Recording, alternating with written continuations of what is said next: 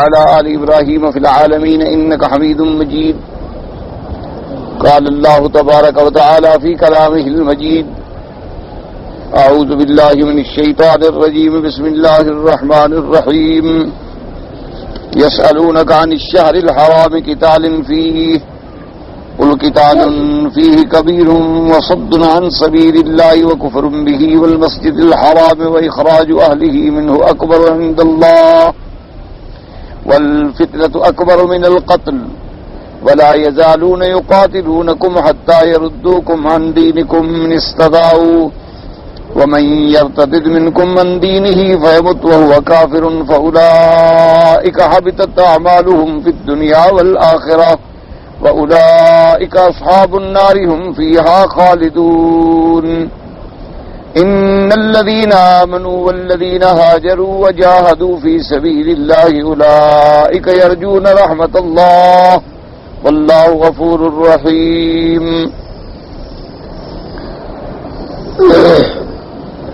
سورۃ البقرہ کی ان آیات مبارکہ میں جیسے کہ ہم نے الحمدللہ پہلے پڑھا ہے، سب سے پہلے تو یہ ہے کہ اللہ نے مسلمانوں کو قتال کا، جہاد کا حکم فرمایا، اور مسلمانوں کی عزت اور عظمت جو ہے وہ اسی حکم جہاد میں مضمر ہے. جب تک عالم اسلام میں جذبہ جہاد برقرار رہے گا اور جہاد کے حکم پہ عمل پیرا رہیں گے، برسر اقتدار اور برسر عزت اور سریر آرا ہوں گے، اور جس دن سے ان کے دلوں سے جذبہ جہاد سرد پڑ جائے گا اور موت کا ڈر دلوں میں آ جائے گا اور دولت کی ہوس پیدا ہو جائے گی، اس کے بعد پھر ان کے لیے ذلت رسوائی کے سوا کچھ نہیں ہوگا. تو اب جناب ایک بات تو یہ سمجھیں کہ جہاد جو ہے وہ فرض، اور جہاد کا معنی صرف لڑائی نہیں ہوتا. جہاد کا معنی یہ ہے کہ انسان خالص رضا اللہ کی رضا کے لیے، اعلاء کلمت اللہ کے لیے کفار سے جہاد کرے، اور تمام شروط کے مطابق. کیا معنی کہ ایک امیر مسلمان ہو، امیر المؤمنین ہو، اس کی قیادت ہو، اور کفار کو پہلے باقاعدہ یہ لکھا جائے کہ بھئی اگر آپ اسلام قبول کرتے ہیں تو کر لیں، نہیں کرتے ہیں تو جزیہ، اور اس کے بعد نہیں تو پھر سیف. اور جہاد میں غرض نہ ہو کہ ہمارا اقتدار ہمیں مل جائے، ملک ہمیں مل جائے، زمین ہمیں مل جائے، وہ جہاد نہیں ہوتا اسلام کے نقطہ نظر سے. اسلام کے نقطہ نظر سے جہاد وہ ہے جو صرف اللہ کے اعلاء کلمت اللہ کے لیے ہو بس. اور جب یہ جذبہ پیدا ہو جاتا ہے تو پھر اللہ کی نصرت آ جاتی ہے.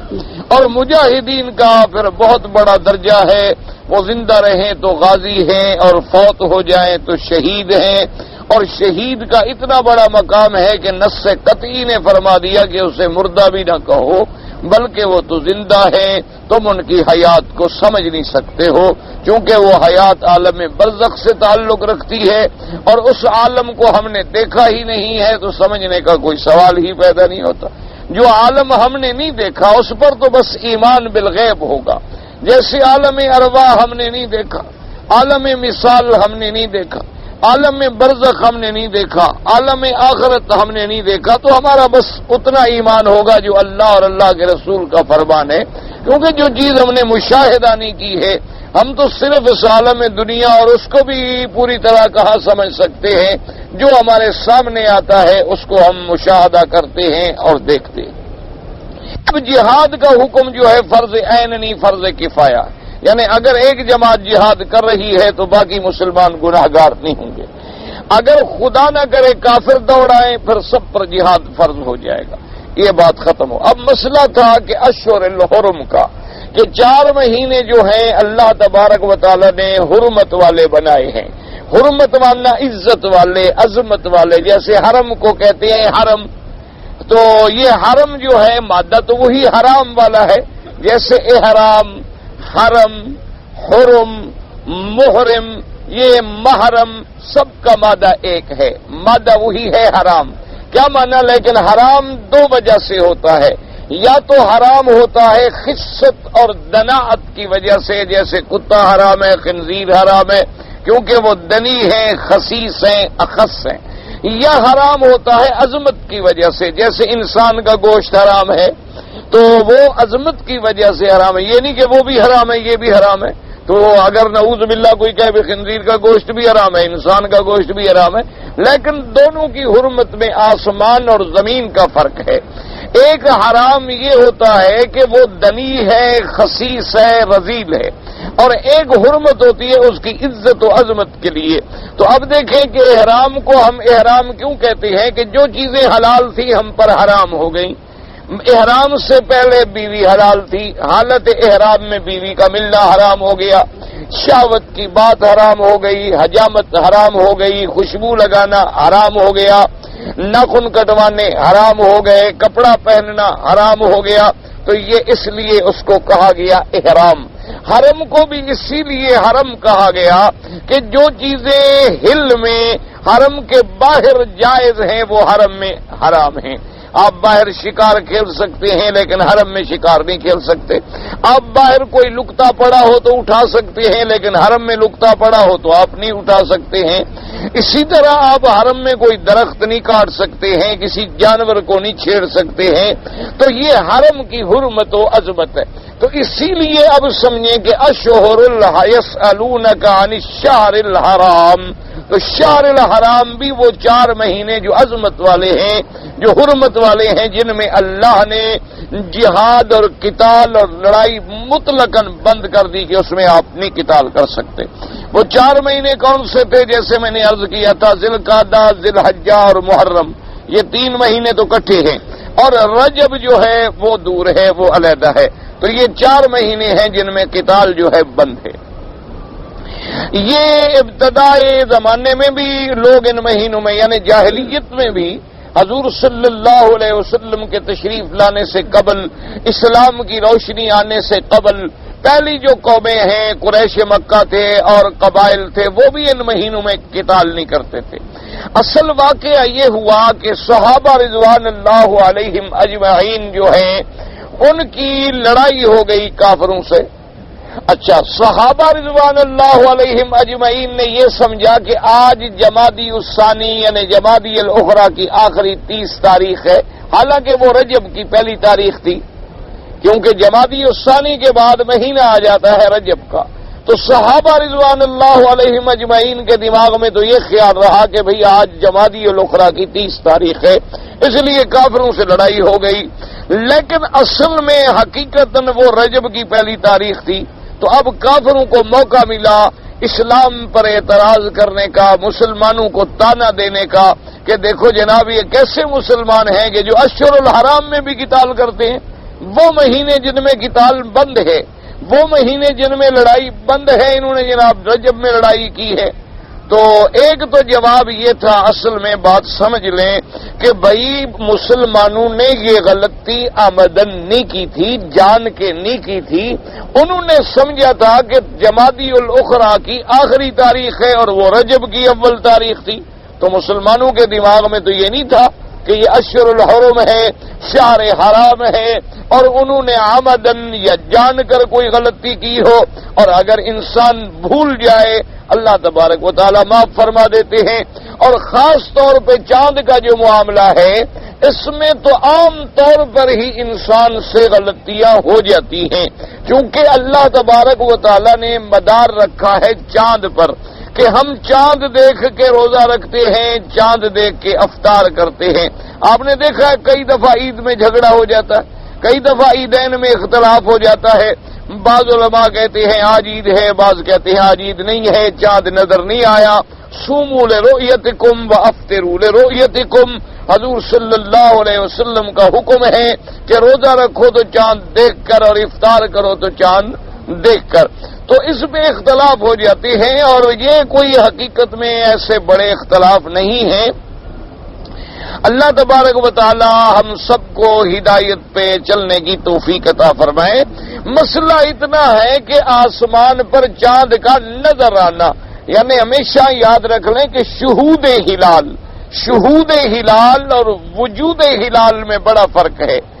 یہی وجہ ہے نا کہ آج کل جدید طبقہ جو ہے وہ مولویوں پر یا اہل علم پہ اعتراض کرتے ہیں۔ وہ کہتے ہیں جناب اب ہمارے پاس جو ہیں بڑے آلات ہیں، بڑی رصد گاہیں ہیں، ہمارے پاس بڑے بڑے منظار ہیں، دوربین ہیں، اور ہم چاند کو دیکھ سکتے ہیں، اور پھر ہمارے پاس یعنی فلکیات کا جو حساب ہے اس حساب سے ہم یہ بتا سکتے ہیں کہ بھی چاند ابھی بنا بھی ہے کہ نہیں بنا، اور کتنے وقت گزرنے کے بعد چاند نظر آ سکتا ہے یا چاند نظر نہیں آ سکتا ہے۔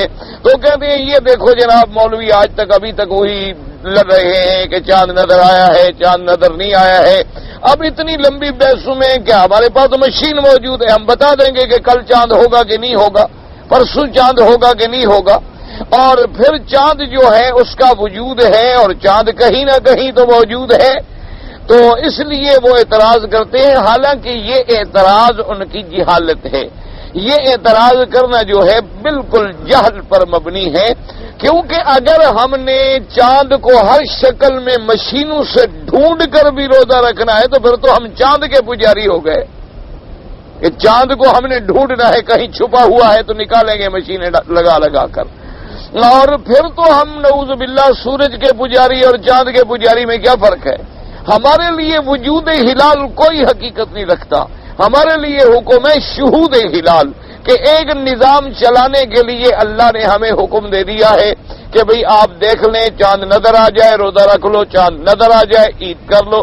حضور نے فرمایا فَإِنْ غُمَّ عَلَيْكُمْ، اگر چاند تم پہ چھپ جائے فَأَكْمِلُوا 30، پھر 30 دن جو ہے پورے کر لو۔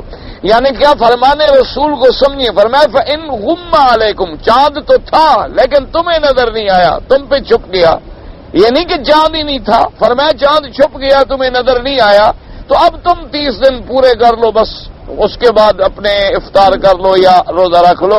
تو ہمارے ذمے صرف یہ مہینوں کا حساب ہے، اور چاند کا دیکھنا ضروری ہے، ہمیں چاند ڈھونڈنا ضروری نہیں ہے۔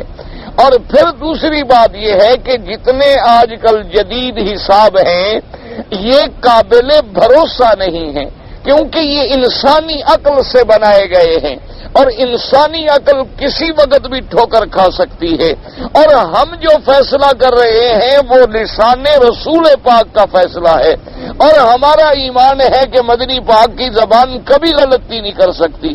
تو ہم ایک نہ غلطی کرنے والی زبان پاک کو چھوڑ کے ان مشینوں کا سہارا لے لیں جن کے فیصلوں کا یہ عالم ہے۔ کبھی کہتے تھے کہ جی سورج اپنی جگہ پہ موجود ہے اور چاند زمین گردش کر رہی ہے، اور یہ طلوع غروب جو ہوتا ہے سورج ڈوب گیا، سورج چھپ گیا، وہ کہتے ہیں سورج نہیں ڈوبتا بلکہ زمین کا چکر جو ہے وہ زمین آگے آ گئی تو اندھیرا ہو گیا، زمین نکل گئی تو روشنی ہو گئی، تو زمین چکر کاٹ رہی ہے۔ اب جناب کافی عرصے کے بعد جدید تحقیق اور آ گئی، انہوں نے کہا کہ نہیں جناب سورج اور چاند بھی چکر کاٹ رہا ہے۔ اب جناب اس بات پہ آ گئے۔ اب اس کے بعد ان کی ایک اور جدید تحقیق آ گئی کہ نہیں دونوں چکر کاٹ رہے ہیں، زمین بھی چکر میں ہے اور سورج اور چاند جو ہے وہ بھی چکر میں ہے۔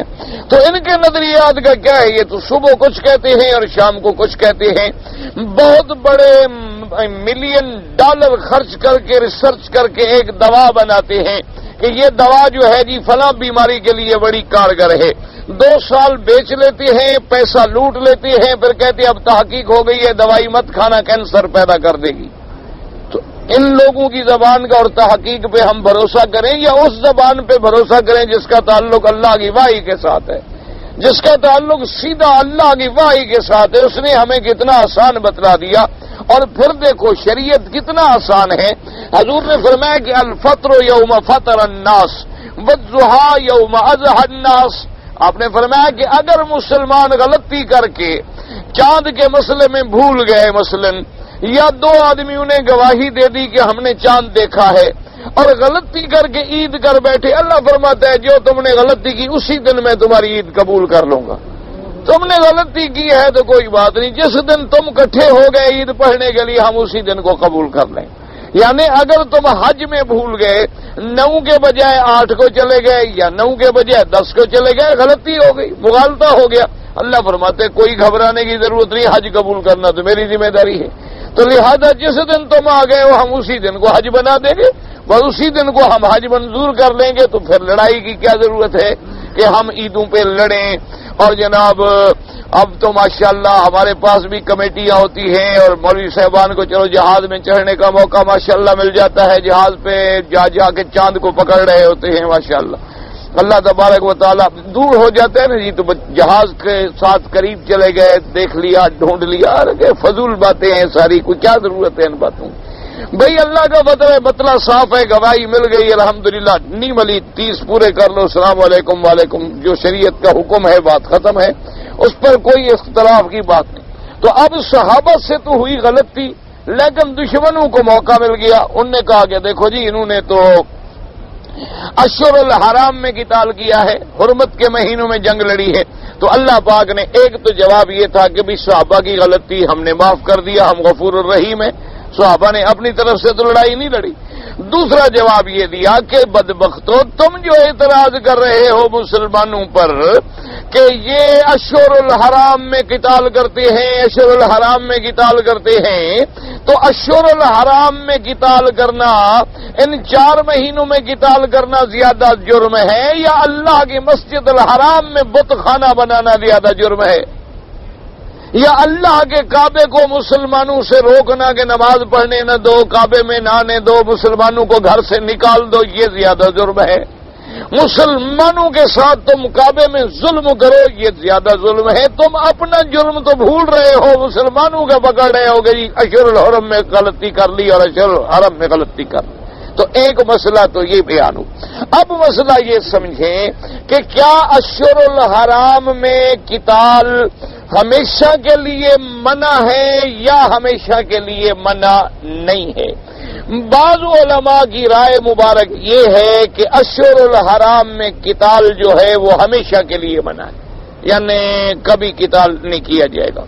اور جمہور کی رائے یہ ہے، جمہور ائمہ، محدثین، مفسرین، صحابہ رضوان اللہ علیہم اجمعین، وہ کہتے ہیں کہ نہیں، یہ حکم پہلے تو تھا کہ اشہر الحرام میں قتال کرنا منع ہے، لیکن جب اللہ نے حکم دیا کہ وَاقْتُلُوا الْمُشْرِكِينَ حَيْثُ وَجَدتُّمُوهُ، اللہ نے فرمایا کافروں اور مشرکوں کو قتل کرو، قتال کرو جہاں بھی اور جب بھی تم پاؤ۔ انہوں نے کہا اس میں حیث و زمان مکان سب کے لیے آ گیا، تو لہذا پہلا حکم منسوخ ہو گیا کہ پہلے تو حکم تھا کہ ان 4 مہینوں میں جنگ کرنا حرام ہے، لیکن بعد میں اللہ نے جب حکم دے دیا کہ قاتل المشرکین، اور دوسرے مقام میں فرمایا وقتل المشرکین، تو اب مفسرین فرماتے ہیں پہلا حکم ختم ہو گیا، اب چاہے وہ 4 مہینے بھی ہوں تو قتال کرنا، جنگ کرنا، لڑائی کرنا جائز ہے۔ اچھا، اسی طرح سے بعض علماء نے یہ بھی استدلال کیا کہ حضور پاک نے، سرکار مدینہ نے ذی القعدہ کے مہینے میں طائف کا محاصرہ فرمایا تھا، تو لہذا اس کا مطلب ہے کہ قتال کا حکم جو ہے وہ منسوخ ہو گیا، پہلا منع کا حکم منسوخ ہو گیا اور قتال جائز ہو گئی۔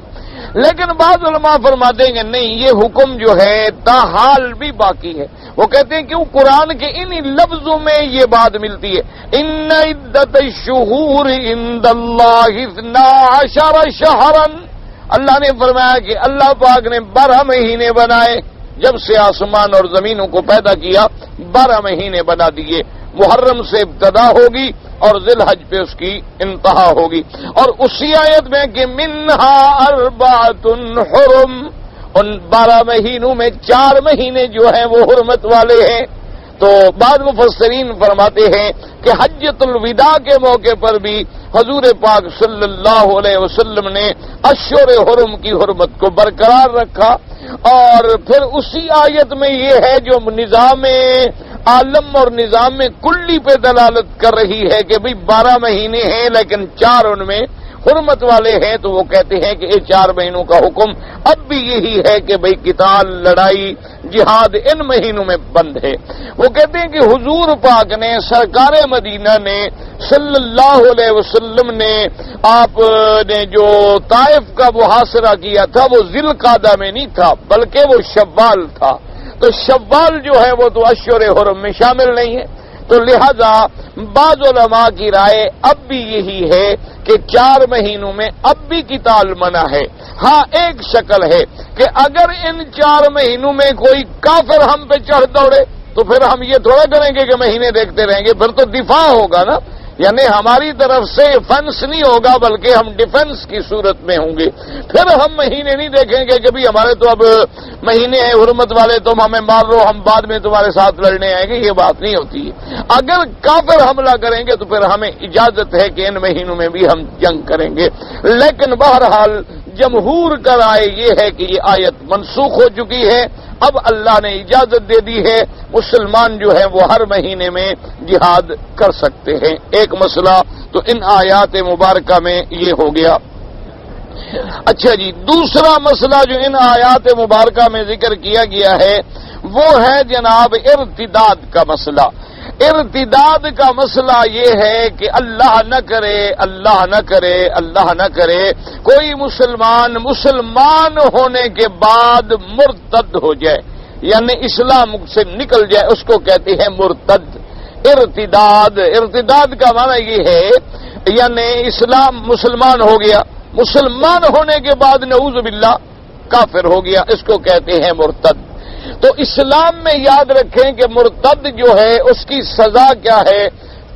میرے آقا نے سرکار مدینہ صلی اللہ علیہ وسلم نے فرمایا من بدل دینہ فاقتلوہ او کما قال. آپ نے فرمایا جو شخص اپنا دین بدل ڈالے، مسلمان ہونے کے بعد کافر ہو جائے، اس کو قتل کر دو. اس کی سزا جو ہے قتل ہے. مرتد کی سزا جو ہے وہ قتل ہے. اچھا، یہی وہ راز تھا جس کو صحابہ نہ سمجھ سکے، لیکن میرے مدنی پاک نے تو سمجھ لیا تھا. لیکن صحابہ اس بات کو نہیں سمجھے تھے. جب صلح حدیبیہ میں صلح ہونے لگی، کافروں کے ساتھ معاہدہ ہونے لگا، صلح ہونے لگی، تو کافروں نے ایک شرط یہ بھی رکھی تھی کہ آقا انعامدار اگر مکے سے کوئی کافر مسلمان ہو کے بھاگ جائے اور مدینہ منورہ پہنچ جائے آپ لوگوں کے پاس، اور ہم مطالبہ کریں کہ جی ہمارا یہ آدمی ہمیں واپس دیا جائے، تو آپ ہمارا آدمی واپس کریں گے. اگر ہم مطالبہ نہ کریں، یعنی اہم آدمی نہ ہو، غیر اہم آدمی کو تو کوئی نہیں طلب کرتا نا جی. جو اہم آدمی ہوتا ہے اسی کو ہر آدمی مانگتا ہے کہ یہ ہمارا قیمتی آدمی ہمیں واپس کرو، یا ہمارا یہ بہت بڑا مجرم ہے ہمیں واپس کرو. تو آپ واپس کریں گے. لیکن اگر آپ کی جماعت میں سے مسلمانوں میں سے کوئی آدمی اللہ نہ کرے مرتد ہو گیا اور کافر ہو کے ہماری جماعت میں مکہ واپس آ گیا، آپ اگر مانگیں گے بھی تو ہم نہیں دیں گے. اگر آپ مطالبہ کریں گے، یعنی جس دن حدیبیہ میں صلح ہوئی نا جی، میرے مدنی سرکار تشریف لائے عمرے پر اور کافروں نے منع کر دیا، بڑا مشہور واقعہ ہے. بہرحال صلح ہو گئی اور صلح کے ساتھ یہ طے پایا کہ بھئی اس سال حضور پاک واپس جائیں گے اور اگلے سال آ کے حضور پاک عمرہ فرمائیں گے.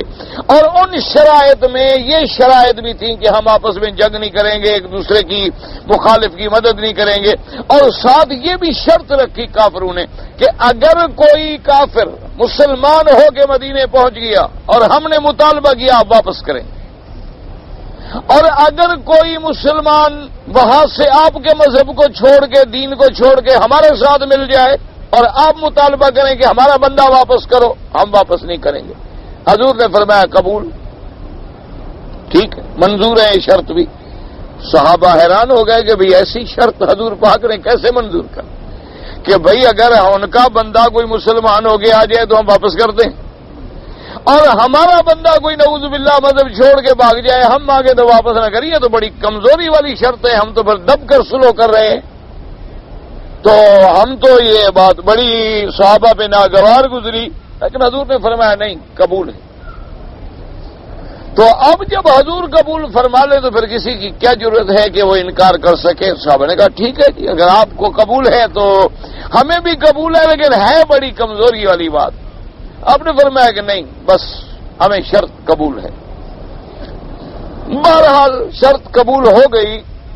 اور اتفاق کی بات یہ ہے، اللہ کی شان یہ ہے کہ اسی وقت حضرت ابو جندل صحابی ہیں رضی اللہ تعالیٰ عنہ، وہ تشریف لے آئے، وہ قید میں تھے، وہ وہاں پہنچ گئے تو کافروں نے اسی وقت معاہدہ روک دیا. انہوں نے کہا حضور دیکھیں سب سے پہلے آدمی جو ہے ہمارا ہے اور مسلمان ہو کے بھاگ آیا ہے ہماری جیل سے، آپ واپس کریں. تو صحابہ نے کہا حضور ابھی تو معاہدے پہ دستخط نہیں ہوئے، ابھی تو یعنی ہماری جو آپس میں ہمارا عقد ہے، ہمارا معاہدہ ہے، وثیقہ ہے، ابھی تو لکھا جا رہا ہے، ابھی تو شرائط تکمیل پذیر نہیں ہوئے، فریقین نے دستخط نہیں کیے ہیں.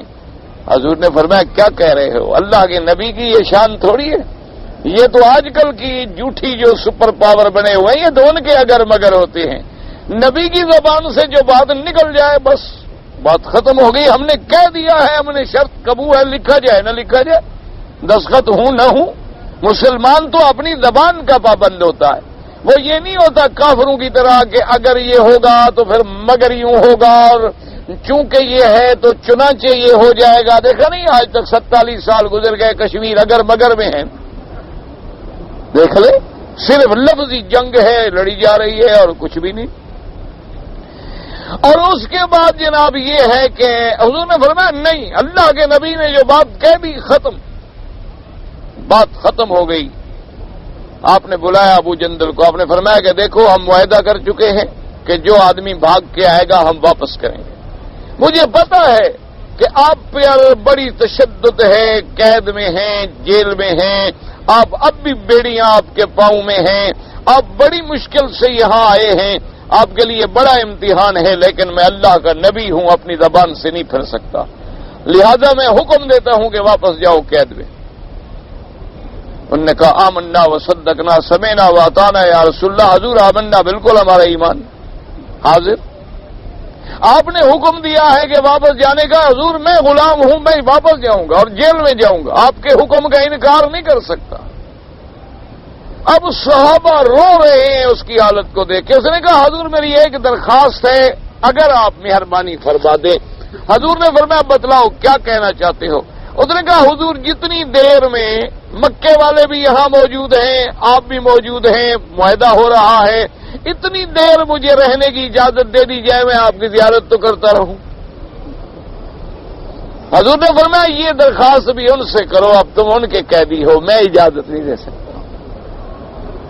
چونکہ ہم نے جو معاہدہ کر لیا ہے ہم معاہدے پہ پابند ہیں. تو خیر کافروں کے دل میں بھی کچھ اللہ نے ڈال دیا. انہوں نے کہا ہاں ٹھیک ہے، جب ہم جائیں گے تو لے جائیں گے، اتنی دیر تم بیٹھے رہو، اور واپس گئے. تو بہرحال اب صحابہ کو یہ بات سمجھ نہیں آئی. بعد میں جب صحابہ نے پوچھا اتنی کمزور شرط قبول کر لی، آپ نے فرمایا تم لوگوں نے سمجھا ہی نہیں. اگر کافروں کا کوئی آدمی مسلمان ہو کے دوڑ کے بھاگ کے مدینے پاک آ گیا، انہوں نے مطالبہ کیا کہ جی ہمارا قیدی واپس کرو، ہمارا آدمی واپس کرو، تو ہمارا تو مبلغ ان میں پہنچ جائے گا، جا کے دین پھیلائے گا، جا کے اور لوگوں کو دین کی دعوت دے گا. وہ وہاں جا کے خاموش تو نہیں بیٹھے گا، دائی ہوگا، ان کے اندر کام کرنے کے لیے اللہ ہمیں موقع دے گا کہ ہمارا آدمی پھر ان کے اندر پہنچ گیا. اور اگر ہمارا آدمی کوئی مرتد ہو جائے نعوذ باللہ تو اچھا ہے کہ تو کہیں کینسر نہ ہو، کسی اور کو نہ مرتد کر ڈالے. ایسے کو تو کاٹ ڈالنا چاہیے، دور پھینک دینا چاہیے. جب اتنا وہ گندا ہو گیا کہ اسلام لانے کے بعد مرتد ہو گیا تو ایسے کو رکھنے کی ضرورت کیا ہے کہ پورے معاشرے میں ارتداد کے جراثیم پھیلاتا پھرے. بہتر ہے کہ نکل جائے. صاحب نے کہا کہ جی ہاں اب ہمیں بات سمجھ آئی ہے، ہم تو سمجھے ہی نہیں تھے کہ آپ نے ایک شرط قبول کیوں فرما لی. حضور نے فرمایا میں نے اسی لیے قبول کر لی ہے کہ اس میں اسلام کا فائدہ ہے. تو بہرحال مرتد کا معنی یہ ہے کہ جو اسلام لانے کے بعد اللہ نہ کرے کافر ہو جائے. اب جناب مسئلہ یہ سمجھیں کہ ایک آدمی مسلمان تھا، اس نے حج کیا، نمازیں پڑھی، روزے رکھے، سب کچھ کیا، مرتد ہو گیا، اللہ نہ کرے. مرتد ہونے کے بعد پھر مسلمان ہو گیا، یعنی اللہ نے توفیق دی پھر مسلمان ہو گیا. تو اب وہ پہلا حج اس کا باقی ہے یا نہیں ہے؟ سمجھیے مسئلہ کہ حج تو اس نے کیا تھا اور کیا تھا جب وہ مسلمان تھا، لیکن مسلمان ہونے کے بعد نعوذ باللہ ثم نعوذ باللہ ثم نعوذ باللہ مرتد ہو گیا، قادیانی ہو گیا. تو کوئی تو بہرحال وہ جو پہلا اب پھر مسلمان ہو گیا، اللہ نے اسلام نصیب کر دیا، تو اس پر امام ابو حنیفہ رحمۃ اللہ علیہ فرماتے ہیں، وہ کہتے نہیں، اب یہ دوبارہ حج کرے، وہ پہلے عمل جو ہے برباد ہو گئے، کیونکہ قرآن کہتے ہیں اولئک حبطت اعمالہم، کہ ان کے عمل جو ہیں ہم برباد کر دیتے ہیں، وہ سارے عمل اس کے برباد ہو گئے، لہذا اب وہ حج بھی دوبارہ کرے اور اپنے فرائض دوبارہ ادا کرے، وہ پہلے والے کا کوئی اعتبار نہیں۔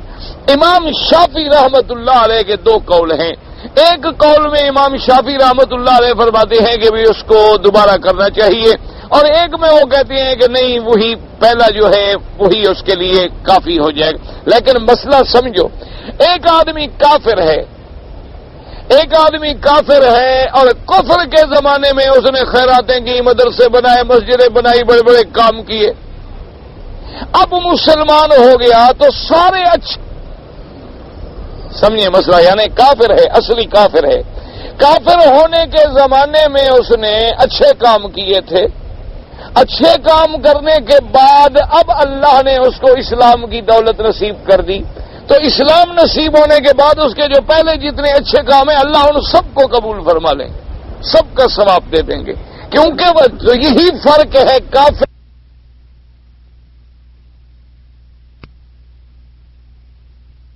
اعمال بھی اس کے ثواب میں شامل ہو جاتے ہیں جو اس نے اچھے عمل کیے تھے۔ تو اس لیے ایک مسئلہ اس میں یہ آ گیا کہ اگر کوئی ارتداد کرے، وَمَن يَرْتَدَّ مِنْكُمْ عَنْ دِينِهِ، اد ہو جائے اور اس کے بعد اسی حالت میں اس کو موت آ جائے، وہ کفر پہ مر جائے، فَأُولَئِكَ حَبِطَتْ أَعْمَالُهُمْ فِي الدُّنْيَا وَالْآخِرَةِ وَأُولَئِكَ أَصْحَابُ النَّارِ هُمْ فِيهَا خَالِدُونَ۔ فَأُولَئِكَ حَبِطَتْ أَعْمَالُهُمْ، اس کے عمل برباد ہو گئے دنیا میں بھی اور آخرت میں بھی۔ اچھا، دنیا میں کیسے برباد ہوئے کہ بھئی اگر دنیا میں مثلا بیوی مسلمان ہے تو اب نکاح نہیں رہا، کیونکہ وہ تو مرتد ہو گیا، کافر ہو گیا، تو نکاح ختم ہو گیا۔ اچھا، اس کے جو وارث مسلمان ہیں، مثلا اس کے بیٹی ہیں وہ مسلمان ہیں، تو اب مسلمان کافر کا وارث تو نہیں بنے گا، نہ کافر مسلمان کا وارث بنے گا، تو دنیا میں بھی اس کے عمل برباد ہو گئے اور آخرت میں بھی اس کے سابقہ اعمال کی بھی کوئی جزا نہیں ملے گی، بلکہ ہمیشہ کے لیے وہ جہنم میں جائے گا۔ اللہ تبارک و تعالی ہر مسلمان کو کفر سے، ارتداد سے اور ایسی بیماریوں سے بچا دے۔ اور اس کے بعد اللہ تبارک و تعالی نے مجموعی طور پہ فرمایا، ان الذین آمنوا والذین ہاجروا وجاہدوا فی سبیل اللہ اولئک یرجون رحمت اللہ واللہ غفور رحیم۔ اصل میں اس آیت کی وجہ کیا تھی؟ وہی صحابہ کی، وہ صحابہ سے جو غلطی ہوئی نا کہ انہوں نے سمجھا تھا کہ 30 جمادی الثانی ہے اور حالانکہ وہ رجب کی تاریخ تھی، تو اب صحابہ دل میں گھبرائے ہوئے تھے کہ بھئی یہ جواب تو آ گیا کہ یسألونک عن الشہر الحرام قتال فیہ قل قتال فیہ کبیر وصد عن سبیل اللہ وکفر بہ والمسجد الحرام واخراج اہلہ منہ اکبر عند اللہ والفتنة اکبر من القتل۔ یہ تو آ گیا تھا الزامی جواب کافروں کے لیے کہ اے ظالمو، تم جو اعتراض کرتے ہو اشہر الحرم کا، تو اللہ کی مسجد سے روکنا، اللہ والوں کو مسجد الحرام سے نکالنا، مسلمانوں سے جنگ لڑنی، مسلمانوں سے قتال کرنا، یہ تو سب سے بڑا جرم ہے۔ تو اس لیے صحابہ گھبرائے ہوئے تھے کہ ہماری غلطی کے بارے میں تو کوئی وضاحت نہ آئی۔ دشمن کو جواب تو مل گیا نا کہ بھئی تم اعتراض کیا کرتے ہو، تم اعتراض کر رہے ہو مسلمانوں پہ اور تم اللہ کے مسجد الحرام میں لڑتے ہو، تم اعتراض کرنے والے کہاں سے آ گئے؟ لیکن جن سے غلطی ہوئی تھی ان کے دل میں یہ تھا کہ ہم نے جو غلطی کی اس کا کیا ہوگا۔ اللہ نے فرمایا ان الذین آمنوا والذین ہاجروا وجاہدوا فی سبیل اللہ اولئک یرجون رحمت اللہ۔ اللہ نے فرمایا جو لوگ ایمان لے آئے، جنہوں نے ہجرت کی، جنہوں نے جہاد کیا اللہ کے راستے میں، اور وہی لوگ جو ہیں وہ اللہ کی رحمت کے امیدوار ہیں۔ ان اللہ غفور رحیم، اللہ بخشنے والے ہیں، مہربان ہیں۔ اس میں اشارہ کر دیا گیا کہ بھی اگر تم سے ایک دن کی تاریخ میں کوئی غلطی ہوئی ہے لیکن تم ایمان والے ہو، تم مہاجر ہو، تم جہاد کرنے والے ہو، تم میری رحمت کے امیدوار ہو اور میں غفور الرحیم ہوں، کیوں فکر کرتے ہو؟ تو ہم نے معاف کر دیا۔ تو ان آیات مبارکہ میں گویا ان کی اس بات کا بھی اللہ تبارک و تعالی نے جواب عطا فرما دیا تاکہ وہ مسلمان جو ہیں وہ بھی اس پہ مطمئن ہو جائیں۔ اب جناب فرماتے ہیں قال المؤلف والمفسر رحمہ اللہ تعالی هذا ایجاب من اللہ تعالی للجہاد علی المسلمین ان یکفوا شر الاعداء ان حوزة الاسلام۔ اللہ نے فرمایا کتب علیکم القتال وهو کرہ لکم، یہ اللہ تبارک و تعالی نے جہاد مسلمانوں پہ کیوں فرض کیا؟ تاکہ مسلمانوں کی حفاظت، مسلمانوں کی عزت، مسلمانوں کی شوکت جو ہے وہ اسی جذبہ جہاد کے اندر ہے۔ وقال الزہری الجہاد واجب علی کل احد غزاہ قعد فالقائد علیہ اذا استعین ان یعین واذا استغیث ان یغیث واذا استنفر ان ينفر وان لم يحتج الیہ قعد۔ اب حضرت زہری فرماتے ہیں کہ الجہاد واجب، الجہاد جو ہے وہ ہر مسلمان پہ فرض ہے، ہر مسلمان پہ فرض ہے، چاہے وہ غازی بنے جہاد کرے یا بیٹھا رہے تب بھی اس پہ فرض ہے۔ لیکن اس بیٹھنے والے پہ یہ ضروری ہوگا کہ ایک مجاہد جہاد پہ گیا، ایک گھر میں بیٹھا ہے، بیٹھنے والے کے ذمے کیا ہے کہ جب مجاہد کو مدد کی ضرورت پڑے تو یہ اس کی مدد کرے۔ وَإِذَا أُسْتُغِيثَ أَن يَغِيثَ، جب اس کو بلایا جائے تو اس کے بلانے پہ پہنچے۔ وَإِذَا أُسْتُنفِرَ أَن يَنفَرَ، جب اس کو حکم دیا جائے کہ اب تم بھی نکلو، تمہاری بھی ضرورت ہے تو یہ چل پڑے۔ وَإِن لَّمْ يَحْتَجْ إِلَيْهِ قَعَدَ، اور اگر اس کی ضرورت نہ پڑے تو پھر اپنے گھر میں بیٹھا رہے، لیکن جہاد فرض ہے اور سب کے لیے ہے۔ قلت ولهذا ثبت في الصحيح من مات لم يقتل ولم يقتل نفسه بالغزو مات میتۃ جاہلیہ۔ اب مفسر رحمۃ اللہ علیہ فرماتے ہیں کہ صحیح حدیث سے مبارک میں آتا ہے، میرے آقا سرکار مدینہ حبیب کبریا محمد مصطفیٰ صلی اللہ علیہ وسلم نے فرمایا من ماتا، جو شخص اس حال میں مر گیا، ولم یغزو ولم یحدث نفسه للغزو، یعنی جس نے جہاد نہیں کیا اور نہ جس کے دل میں کبھی جہاد کا خیال آیا، کبھی خیال بھی نہیں گزرا کہ میں کبھی جہاد کروں، حضور نے فرمایا یہ ایسے مرا گویا کہ جاہلیت اور کفر پہ مر گیا۔ اللہ تبارک و تعالی رحمت فرمائے۔ اللہ سے دعا کریں کہ اللہ ہم سب کو مجاہد بنائے اور اللہ تبارک و تعالی ہمیں جہاد فی سبیل اللہ نصیب فرمائے۔ اور اللہ تبارک و تعالی ہمیں بھئی مسلمان جہاد نہ کرو تو جہاد کا ارادہ تو کرنا تھا کہ کفر کی موت تو نہ مرے، جہاد کا خیال اور تخیل فرمایا کہ جس کے دل میں یہ خیال نہ گزرے، جو آدمی جہاد نہ کرے یا جہاد کا خیال نہ کرے مر جائے مات میتۃ جاہلیہ، وہ ایسے مر گیا نعوذ باللہ جیسے جاہلیت کی موت مر گیا ہو۔ یہی وجہ ہے آج مسلمان کیوں مر رہا ہے ایمان سے کو، اس لیے کہ اس نے جہاد کو بھولا دیا ہے۔ ورنہ مسلمان جب جہاد کا سبق یاد کر لیتا ہے، آپ نے دیکھا نہیں افغانستان میں مسلمانوں نے جہاد کا سبق یاد کیا، پھر اللہ نے کیسے مدد کی کہ اتنی بڑی طاقت، یعنی آپ سوچ سکتے ہیں ایمان سے کہیں کہ اتنی بڑی طاقت، اور مقابلہ کرنے والے کون تھے، لڑنے والے کون تھے؟ داڑھیوں والے، مولوی، دینی مدرسوں کے پڑھے ہوئے اور جناب ماشاءاللہ خالص مذہبی لوگ۔ یہی وجہ ہے نا کہ آج داڑھی والوں سے سب اپنے پرائے سب ڈرتے ہیں، کو پتہ ہے پتہ نہیں یہ داڑھی والے ہیں کیا بلا۔ تو اس لیے اب جب وہ جذبہ جہاد پہ آئے، اللہ نے کفر کو شکست دی، برلن کی دیواریں ٹوٹ گئیں، اور اب اللہ معاف کرے دشمنوں نے ایسا لڑایا ہے کہ جہاد کے بجائے فساد ہو رہا ہے۔ دعا کریں اللہ ان کو ہدایت دے اور اللہ تبارک و تعالی ان کے اندر جو بغض و عناد ہیں دور فرما دے، اور اللہ پاک ان کے تمام اس کارنامہ جو ہے اس کو ضائع نہ کرے۔ تو بہرحال جہاد ایسی چیز ہے کہ آدمی ہر وقت نیت رکھے۔ وقال علیہ السلام یوم الفتح حیدرآباد الفتح ولکن جہاد ونیہ وَإِذَا فَانْفِرُوا، جیسے کہ میرے آقا نے فتح مکہ کے موقع پہ اعلان فرما دیا، حضور نے فرمایا لا ہجرت بعد الفتح، آپ نے فرمایا کہ مکہ فتح کرنے کے بعد اب ہجرت کرنے کی ضرورت نہیں، کیونکہ اب تو اسلام پھیل گیا، غالب آ گیا۔ فرمایا ولکن جہاد ونیہ، لیکن یاد رکھو کہ جہاد جو ہے وہ قیامت تک باقی ہے، اس کی نیت باقی رکھو۔ کیا مانا کہ دل میں یہ پکا ارادہ کر لو کہ اذا استنفرتم فانفروا، کہ اگر ہمیں جہاد کے لیے بلایا گیا تو ہم فوراً نکلیں گے، یہ ارادہ دل میں رکھ لیں.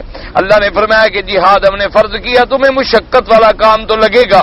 کتب علیکم القتال وہو کرہ لکم ای شدید علیکم ومشقہ وہو کذالک. جہاد کرنا جو ہے مشقت بھی ہے, شدید بھی ہے. فإما یقتل جماع مشقت الصبر مجاہدۃ اللہ, یا تو آدمی جائے گا یا قتل ہوگا یا زخمی ہوگا کہ ان دشمنوں کا مقابلہ کرنے میں تو بڑی سخت چیز ہے. لیکن فرمایا وآسان تکرہوا شیئا وہو خیر لکم این القتال یعقب النصر والظفر علی الاعداء والاستیلاء علی بلادہم. اللہ نے فرمایا کہ بظاہر تمہیں جو مشقت والی چیز نظر آئی ہے اس کے اندر تمہارے لیے بڑی خیر ہے. اگر تمہیں مشقت ہوگی لیکن اللہ تمہیں عزت دیں گے, غلبہ دیں گے, نصرت دیں گے. کافروں کے بلاد پہ اسلام کا غلبہ ہوگا, ان کے اموال پہ, ان کی ذراری پہ, ان کی اولادوں پہ. وآسان تحبوا شیئا وہو شر لکم ھذا عام فی الامور کلھا قد یحب المرء شیئا ولیس له فیہ خیرۃ ولا مصلحہ. اللہ نے فرمایا بعض اوقات تم جس چیز کو محبوب رکھتے ہو وہ اچھی نہیں ہوتی, تم سمجھتے ہو کہ یہ بڑی پیاری چیز ہے, اس کو میں نہیں چھوڑ سکتا, لیکن تمہارے لیے وہ ہلاکت ہوتی. اور جس کو تم برا سمجھتے ہو تمہارے لیے وہ بہتر ہوتی ہے. اس لیے فرمایا من ذالک القتال القتال قد یعقب استیلاء علی عدو البلاد بالحکم. جیسے کہ جہاد نہ کرنا تمہیں بظاہر تو بڑا اچھا لگتا ہے, کیوں جی ہم لڑیں اور جہاد کریں, مارے جائیں, زخمی ہوں, قتل ہوں, آرام سے گھر بیٹھو جی بس بالکل اطمینان سے. بظاہر تم اس کو اچھا سمجھ رہے ہو, نتیجہ یہ ہوگا کہ کافر غالب آ جائیں گے, پھر تم قیدی بن کے رہو گے, ذلیل بن کے رہو گے, غلام بن کے رہو گے, عزت ہی ختم ہو جائے گی. ثم قال تبارک وتعالى والله يعلم وانتم لا تعلمون اي هو اعلم بعواقب الامور منكم واخبر بما في صلاحكم في دنياكم واخراكم فاستجيبوا له وانقادوا لامره لعلكم ترشدون. اللہ نے فرمایا کہ جو میں نے حکم دیا ہے میرے حکم پہ چلو. کیوں؟ اللہ جانتے ہیں تم نہیں جانتے. اللہ کو پتا ہے کہ تیرا آخر نتیجہ کیا ہوگا. اللہ جانتے ہیں کہ تیری دنیا اور آخرت میں بہتری اور صلاح کس چیز میں ہے. تو جب اللہ جانتے ہیں اور جاننے والے رب علیم علام الغیوب نے حکم دیا جہاد کا, تو اللہ کے حکم کی اطاعت کرو اور اللہ تبارک و تعالیٰ کے حکم پہ چلو تاکہ تم فلاح کو, کامیابی کو حاصل کر سکو. واللہ تعالی علم.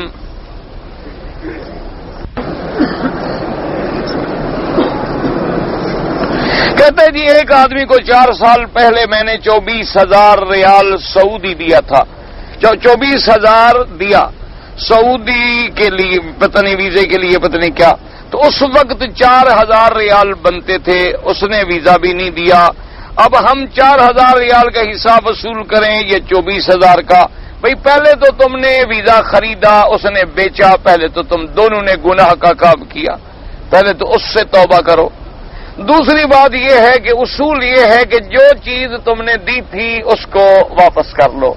اب چونکہ ویلیو کم ہو گئی, نقصان ہو گیا, اب جو زیادہ لوگے تو بلا وجہ سود میں آئے گا. تم نے ریال لیا تھا ریال لے لو, روپیہ لیا تھا تو روپیہ لے لو. اب دوسرے چکروں میں نہ پڑو. پہلے جس نے تمہارا 24,000 کھا گیا پہلے وہ اب تمہیں زیادہ دے دے گا, تم اپنا اصل تو نکالو. بہرحال جو تم نے دیا ہے وہی لو.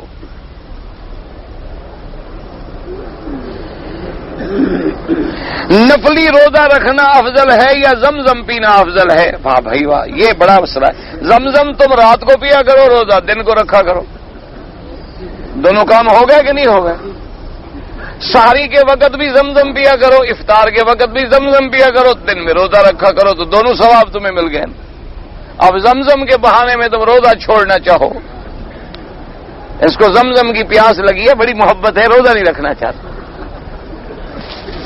اللہ کے بندے ویسے نفلی روزہ نفلی ہوتا ہے, نہیں رکھتے ہو نہ رکھو, کوئی ضروری نہیں ہوتا. فرض روزہ ضروری ہے رمضان کا.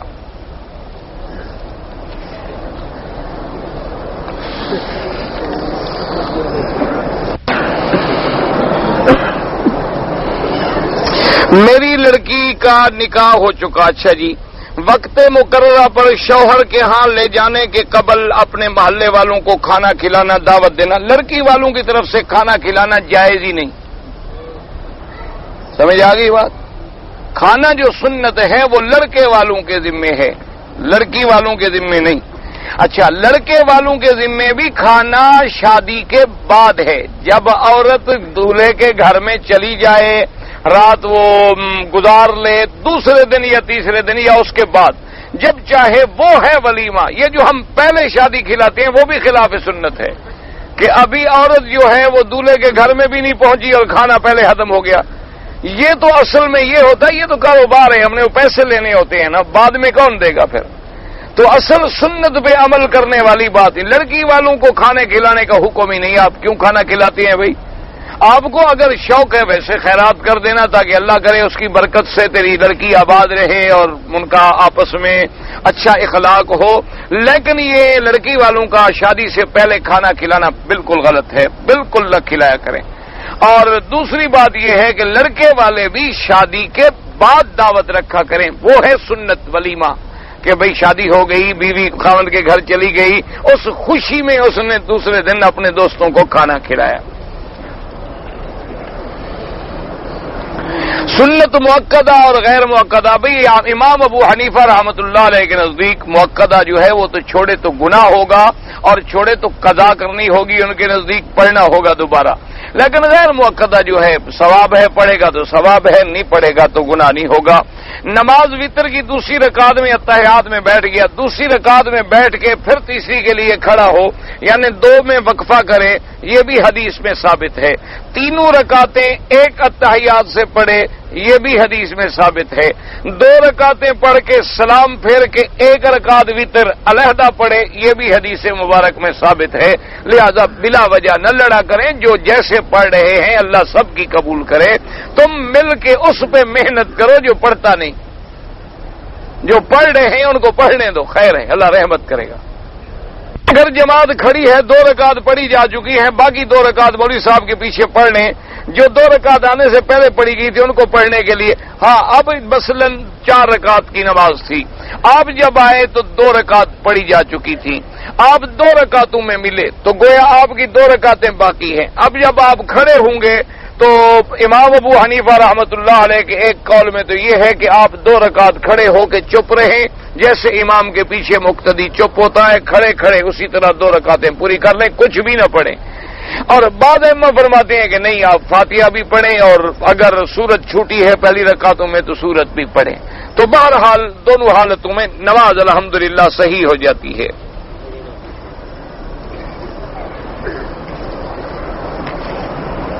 کہتے ہیں جی کہ مردے کو دفناتے وقت جو ہے ہمارے یہاں رواج ہوتا ہے کہ وہ کوئی کیکر کی لاتے ہیں، گرم پانی میں ڈالتے ہیں. وہاں کوئی بات نہیں، اصل مقصد ہے مردے کو اچھی طرح صاف کرنا.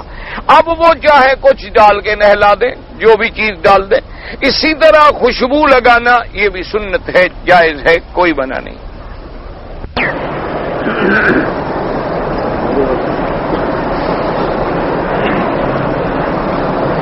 اگر ایک مٹھی داڑھی جو ہے جی یہ ائمہ اربع کے نزدیک واجب ہے.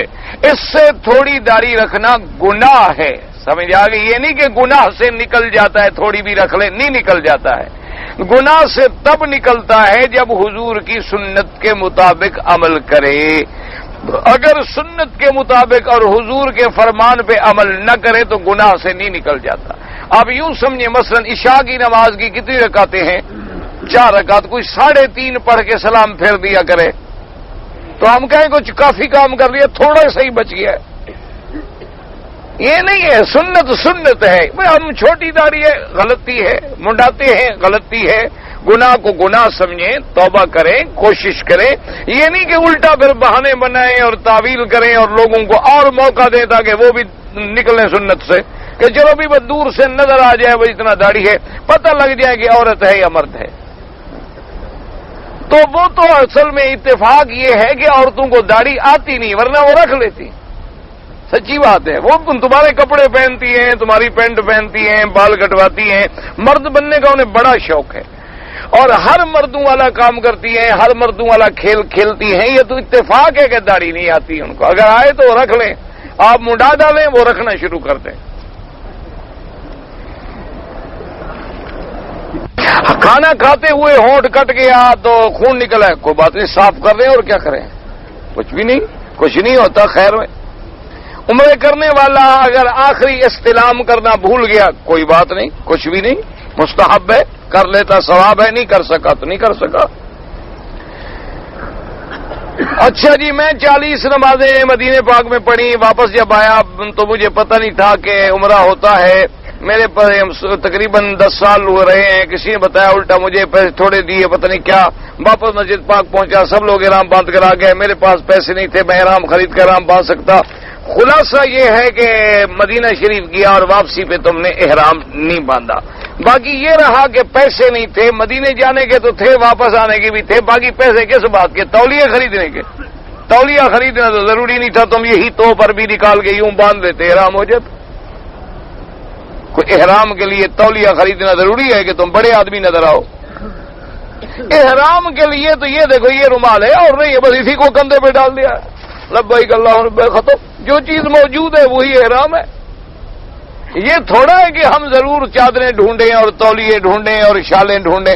یہ میں نے قمیص پہنا ہوا ہے، لمبا قمیص ہے مثلا، اگر کوئی اسی کو نکال کے چادر بنا کے باندھ لے اور اوپر اور کوئی کپڑا نہ ہو، لبیک پڑھ لے، احرام ہو گیا. کیوں نہیں ہے تو نہیں ہے، کوئی ضروری تو نہیں تھا. احرام تم باندھ سکتے تھے. بہرحال اب تمہارے ذمے ہے، عمرہ بھی قضا کرو اور ایک دم بھی ادا کرو جب اللہ پیسے دے دے، جب اللہ پاک دے دے. اور ایسے غلطی نہ کیا کرو، یہ بہانے ہوتے ہیں. میں مسجد بھی گیا، لوگ احرام باندھ کے آ رہے تھے، میرے پاس پیسے نہیں تھے. مسجد کیا کرنے گئے تھے تم؟ جب پیسے نہیں تھے مسجد جانے کی کیا ضرورت تھی تم؟ یہ بہانے بنانے سے مسئلے نہیں بدلتے. جی بعد لوگ وضو کرتے ہیں اور یہ قمیض اوپر کر دیتے ہیں، گھٹنے ننگے ہو جاتے، یہ منع ہے. گھٹنے سے اوپر دکھانے والا بھی ملعون ہے، دیکھنے والا بھی ملعون ہے. حضور پاک نے فرمایا ہے کہ جو فرمایا کہ الناظر والمنظور، دیکھنے والا اور دکھلانے والا. مرد کے لیے ناف سے لے کر گھٹنے تک یہ عورہ ہے، اس کا چھپانا ضروری ہے، کوئی عربی ہو یا غیر عربی ہو. ہم نے عربوں کا کلمہ نہیں پڑھا، ہم نے کلمہ محمد مدنی کا پڑھا ہے. اگر عربی کوئی داڑھی منڈوانا شروع کر دیں تو ہم داڑھی منڈوا لیں، وہ سگریٹ پئیں تو ہم سگریٹ پئیں، وہ فلمیں دیکھیں تو ہمارے لیے زہر ہو جائیں کہ عربی کرتے ہیں. اللہ کے بندے کو عربوں کا ہمارا دین ہے. ہم نے تو دین محمد مدنی صلی اللہ علیہ وسلم سے لیا ہے. ہم نے حضور کا کلمہ پڑھا ہے، حضور کی سنت پہ چلنا ہے. ہاں اگر یہ عرب حضور کے غلام بنیں گے تو ان کا مرتبہ اونچا ہے، کیونکہ ان کا تعلق اور نسبت جو ہے وہ محمد مدنی سے ہے، ان کا تعلق جو ہے وہ عرب سے ہے. لیکن اگر یہ دین سے ہٹیں گے تو پھر سزا بھی ان کو زیادہ ہے.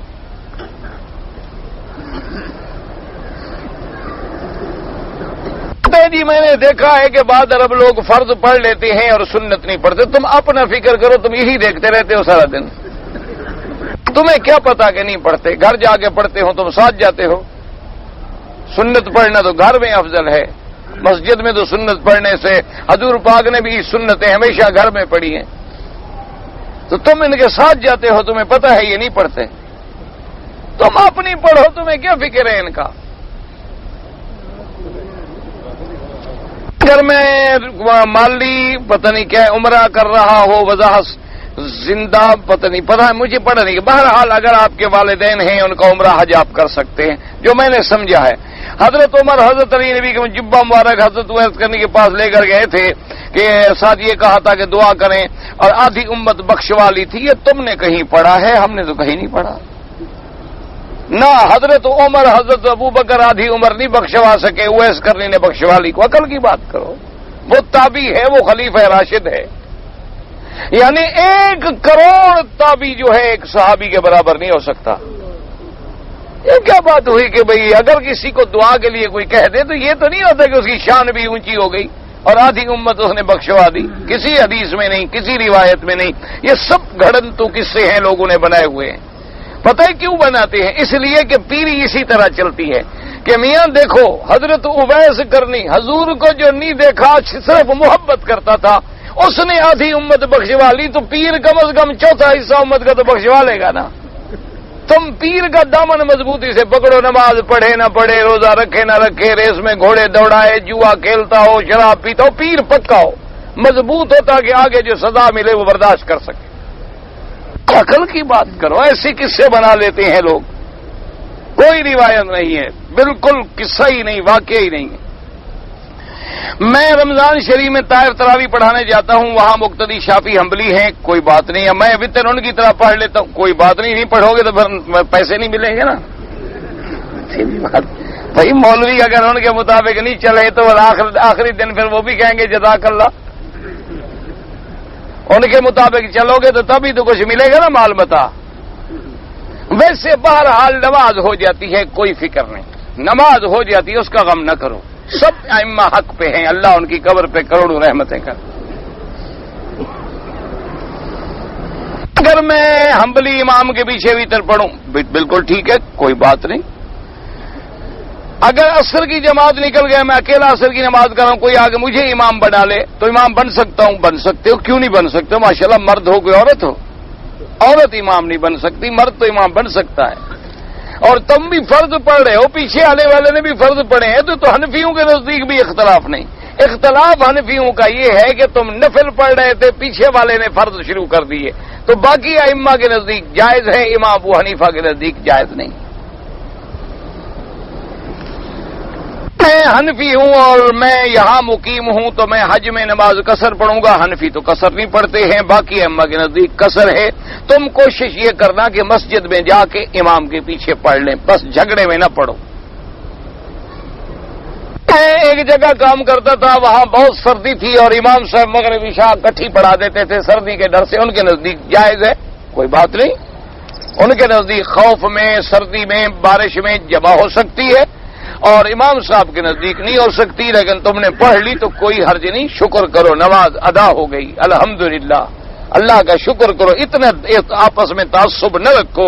یہ اعلیٰ اولا افضل غیر افضل کے مسئلے ہیں، کوئی نعوذ باللہ حرام حلال کے مسئلے نہیں ہیں.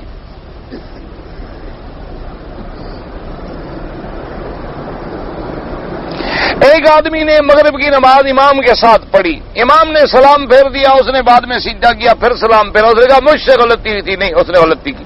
امام کے پیچھے جب تم نے نماز پڑھی ہے تو ہمارا ہر بار امام اٹھاتا ہے، اسی لیے امام سے غلطی ہو، وہ سجدہ کرے تو ہم سب سجدہ کرتے ہیں. تو بہرحال یہ ہے کہ آپ کو امام کی اتباع کرنی چاہیے تھی. بعض لوگ کہتے ہیں کہ حج کرنے سے پہلے جو ہے 10 دن پہلے، یعنی اصل معنی یہ ہے کہ یکم ذی الحجہ کا چاند جب نظر آئے تو حجامت نہ بنوائے. ویسے یہ مستحب مسئلہ ہے کہ جس نے قربانی کرنی ہو وہ نہ بنوائے، اور جس نے قربانی نہیں کرنی، بکری نہیں رکھنی، وہ بنوا لے. یہ مستحب بات ہے، ورنہ اگر کوئی بنائے تو بہرحال گناہ نہیں ہوتا ہے. میں اپنے والد کا حج کرنا چاہتا ہوں، بالکل کرو، ضرور کرو، لیکن کرنے سے پہلے کسی عالم سے مسئلے سمجھ لینا. ایسے نہ کرنا کہ غلطی کر کے مسئلے بعد میں پوچھو. ہر طواف کے بعد 2 رکعت پڑھا جاتا ہے، بالکل پڑھا جاتا ہے. عصر اور مغرب کے درمیان اگر میں طواف 2-3 اکٹھے کر کے مغرب کے بعد نفل پڑھ لوں، کوئی بات نہیں، بالکل ٹھیک ہے. نماز میں جب ہم ہر رکعت شروع کریں تو ثنا پڑھیں نا، پہلی جب ابتدا کریں. نوکری ہے میری، میں ایک گیٹ پہ چوکیدار ہوں، مجھے وہ اجازت نہیں دیتے جمعہ پڑھنے کی، تو آپ ظہر پڑھ لیا کریں. آپ مجبور ہیں، آپ کی مجبوری ہے، ڈیوٹی ہے. میں نے عمرہ کیا لیکن میں نے سر ابھی نہیں مڈایا تھا کہ کپڑے پہن لیے. 10 منٹ کے بعد میں نے یاد آ گیا تو پھر میں نے سر مڈا لیا. ٹھیک ہے، کوئی دم نہیں آپ پر. اگر کوئی آدمی نقل کر کے یا رشوت دے کر امتحان پاس کیا اور سرٹیفکیٹ لے لیا، پھر نوکری کی تو تنخواہ حلال ہے؟ بالکل حلال نہیں.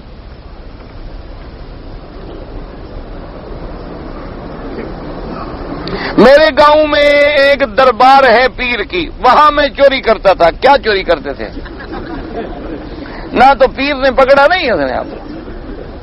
تو جو پیر اپنے مال کی حفاظت نہیں کر سکا، کوئی غم نہ کرو، کچھ نہیں ہوتا. دیکھو نا جی، اس کی مزار شریف پہ جو غلاف شریف ہوتا ہے وہ جو اٹھا لو پیر، وہ بھی نہیں چھڑا سکتا، تو ہمیں کیسے چھڑائے گا جہنم سے؟ بہرحال یہ ہے کہ چوری کی، تم نے گناہ کیا، اتنے پیسے خیرات کر دو یا ان کو دے دو واپس کسی طرح سے. تو آئندہ ایسا نہ کرو. چوری ہے، چاہے کہیں سے بھی کی جائے. شیعہ کے ساتھ کھانا کھائیں نہ کھائیں تو بہتر ہے. ابو طالب سید تھے، سید ہو یا کچھ ہو، جب اسلام نہیں لے آئے تو سید ہونا کیا فائدہ دے گا؟ بات تو اسلام سے ہے.